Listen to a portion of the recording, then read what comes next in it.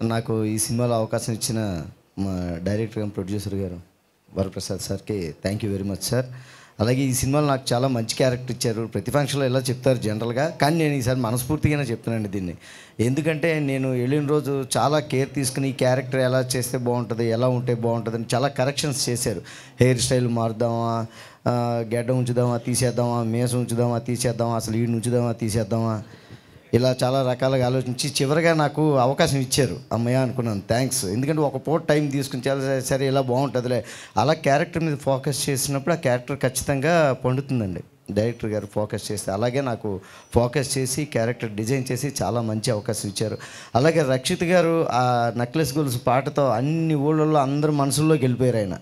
ఆయనతో యాక్ట్ చేస్తున్నాను, అదొక ఆనందం. ఆయన కూడా చాలా కూల్గా అంటే చాలా పట్టుదలగా చేశారు ఈ క్యారెక్టర్. రోజు చేసినప్పుడు కూడా నైట్ అయిపోతుండేది 2 o'clock వరకు కూడా, అయినా అలాగే ఎనర్జీతో చేశారు. ఇంత మంచి క్యారెక్టర్ ఇచ్చారు.